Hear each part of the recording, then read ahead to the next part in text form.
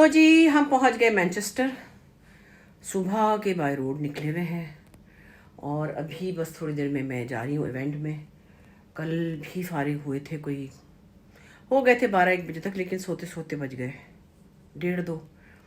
پھر صبح ناشتہ کیا، نکلے بائی روڈ نکلے. پھر تو یہ ہے، اب آج ہم پھر ایک اور ایونٹ میں ڈونیشن جمع کریں گے انشاءاللہ. کل بھی اچھا ہو گیا تھا خیر سے، اور بڑے اچھے لوگ تھے. یہاں کے لوگ بڑے پیارے ہوتے ہیں. باہر کے لوگ پاکستان سے بہت محبت کرتے ہیں، پاکستانیوں سے بہت محبت کرتے ہیں، بڑا خیال کرتے ہیں، اور مجھے بڑی خوشی ہوتی ہے.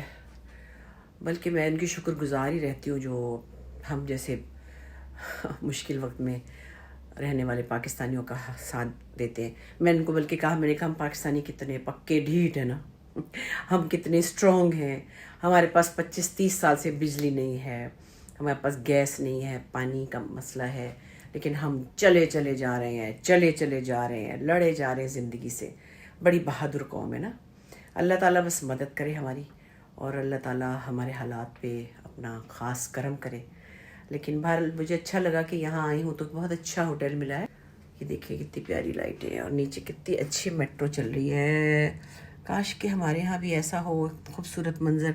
ٹرینیں چل تو رہی ہیں، مگر وہ بات نہیں ہے جو کہ آپ کو دیکھ کے دل کو تسلی ہو. اسموتھلی جا رہی ہے ٹرین، اور بڑا خوبصورت ایک منظر ہے. ہائے دنیا کہاں سے کہاں پہنچ گئی، اور ہم جو ہیں بس تماشا دیکھنے آئے ہوئے ہیں زندگی میں. کون کرے گا اس کو ٹھیک، کون کرے گا؟ کچھ پتہ نہیں ہے. چلے خیر، ابھی میں تیار شیار ہوں گی، پھر میں دیکھتی ہوں کہ میں ذرا بنٹھن کے کلپ ڈالوں گی آپ کے لیے. ٹھیک ہے، تھینک یو. آج مینچسٹر میں تھی میں ہوں مطلب، اور صبح انشاءاللہ میں نکل جاؤں گی واپس لنڈن. ایئرپورٹ پہنچوں گی، وہاں سے نیو یارک، پھر میرا کے بچوں کے پاس. بس بچے یاد آتے ہیں، حالانکہ بہت جلدی جانا بھی ہو رہا ہے اتفاق سے، لیکن چھوٹے بچے بہت مس کرتے ہیں. میں بھی مس کرتی ہوں. بہت اچھا رہا. مجھے لگتا ہے مینچسٹر کے لوگوں نے بہت پیار سے سہارا فار لائف ٹرسٹ کو ڈونیشنز دیے ہیں. مجھے بہت خوشی ہوتی ہے، اور اللہ کا شکر ہے کہ بہت اچھا رہا. بس میں نے بال خود ہی بنائے جلدی، کیونکہ دیر بہت ہو گئی تھی. سارے دن تو سفر میں گزر گیا تھا. پھر میں نے کہا چلو بھائی اب جو بھی ہے، بالوں کو کرل کیا ہوا تھا، اور میں یہ بتا رہی تھی کہ دیکھیں اگر آپ کی تیاری ہو تو آپ بال خود بھی بنا سکتے ہیں.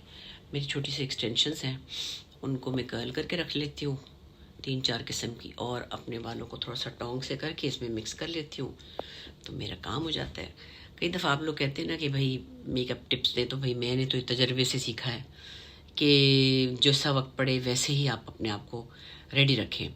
مطلب ضروری نہیں کہ میک اپ آرٹسٹ ہو تو ہی آپ تیار ہوں، ورنہ آپ کہیں کام نہیں ہوتا. مجھے کام نہیں روکنا ہوتا، چاہے کچھ بھی ہو، مجھے ٹائم پہ کرنا ہوتا ہے. تو یہی سب کچھ ہمیں کرنا چاہیے، چاہے وہ میک اپ ہو، چاہے کوئی بھی کام ہو، چاہے کھانا پکانا ہو. اس کے لیے بھی تیاری پوری ہوتی ہے، تو ایک ہی وقت میں 4 کھانے پک جاتے ہیں نا. سو زندگی کی پلاننگ بھی کچھ ایسے ہی ہے. میں کبھی سوچتی ہوں کہ ہم اتنے عقل مند نہیں ہوتے جتنے ہم اپنے آپ کو سمجھتے ہیں. میں جیسے کہوں کہ بھائی میں نے بہت ڈسپلن سے، بہت پنکچولیٹی سے وقت گزارا ہے، تو شاید سب کچھ میرے ہاتھ میں ہی تھا، یا میں کر سکی. ہاتھ میں تو یہ اللہ تعالیٰ کے ہے، لیکن اپنی زندگی کو کسی نہ کسی طرح فوکس میں رکھنا تو چاہیے. ٹائم پہ ہر چیز ہو، صفائی ہو، کھانا پکانا ہو، باہر کے کام ہو، اندر کے کام ہو، بچوں کے کام ہو، کسی طرح کی بھی کام ہو.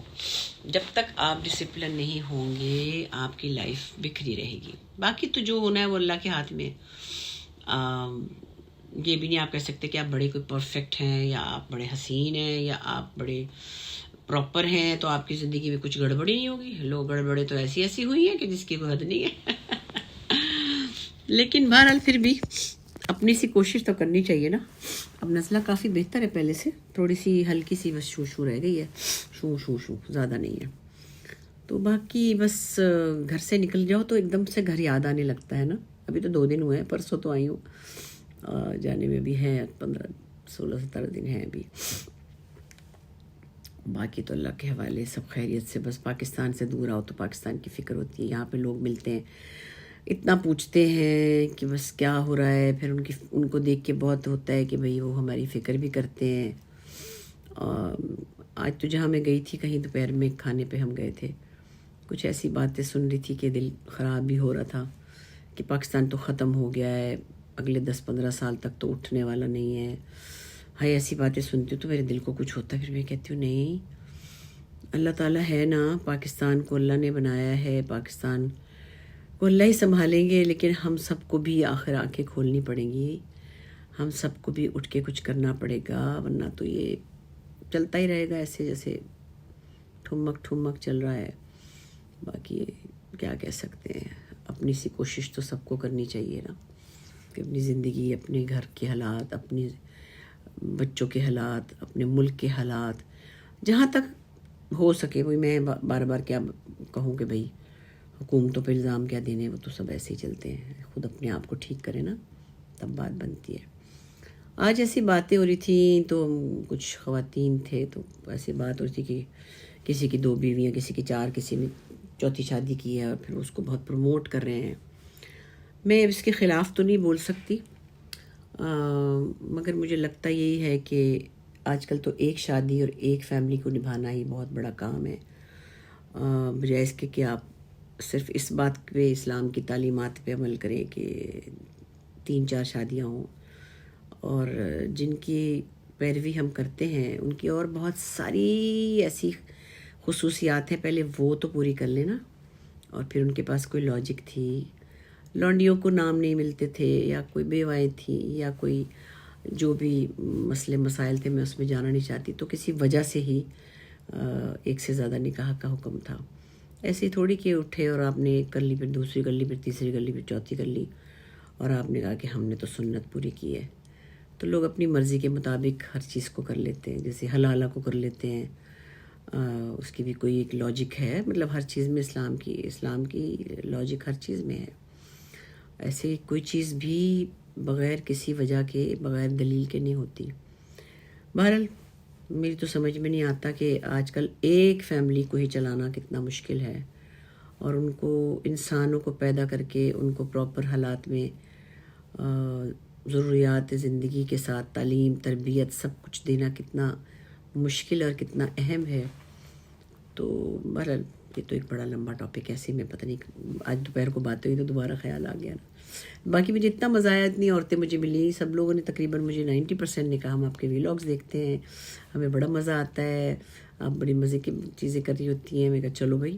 اور ایک تو میں کسی کے گھر، جن کے گھر گئی تھی، ان کے گھر میں ایک خاتون کو تھی، کہتی ہیں ہم تو آپ کو 24 گھنٹے دیکھتے ہیں. میں نے کہا اللہ، میں 24 گھنٹے سوار رہتی ہوں ٹی وی پہ تو مطلب وہ روز دیکھتی ہوگی نا میرا ویلاگ، تو ان کو لگتا ہوگا 24 گھنٹے. چلیں، اس طرح سے میں نے یہ محسوس کیا ہے کہ میں آپ سب سے ان ٹچ رہتی ہوں، اور شاید آپ کو اچھا لگتا ہے کہ میں آپ کے ساتھ باتیں کر رہی ہوں، یا جو بھی آپ کے ساتھ لوگ ان ٹچ ہے. لیکن 2-2 3-3 دن ہو بھی جاتے ہیں. اب دیکھیے ٹریولنگ بھی تھی، پھر ٹائم ڈفرینس تھا، پھر مجھے بنانے کا ٹائم نہیں ملتا، پھر کبھی طبیعت اچھی نہیں تھی، تو اس میں ہوتے ہوتے بس کچھ نہ کچھ کلپ رہ جاتے ہیں اور کچھ بن جاتے ہیں. اب کل دن کو میں بناؤں گی، پھر اس کے بعد 2-3 کلپ ہو جائیں گے تو پھر ایک اور ویلاگ آ جائے گا.